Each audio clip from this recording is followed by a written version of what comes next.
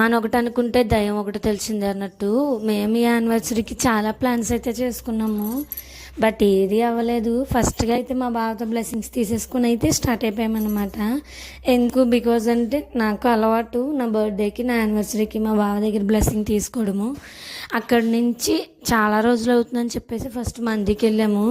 బేసిక్గా చెప్పాలంటే పిల్లలతో కూర్చోడానికి ఉంటుందని వెళ్ళాక మా వాళ్ళు ఇలా యూజ్ చేసుకున్నారు మండీని.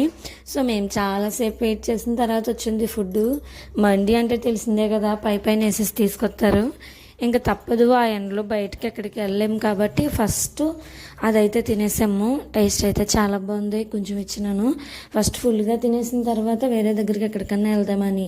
బట్ మేము ఎప్పుడు అనుకున్నాము వేరే దగ్గరికి వెళ్ళే దగ్గర కన్నా కొత్తగా ఏదైనా ప్లాన్ చేద్దాం అనుకున్నాము. బట్ కొన్ని రీజన్స్ వల్ల అస్సలు అవ్వలేదు. అక్కడే ఫుడ్ తిని చాలాసేపు ఉన్న తర్వాత మేము ఎప్పుడు వెళ్ళే గో టు ప్లేస్కి వెళ్ళాము. అదేం ప్లేస్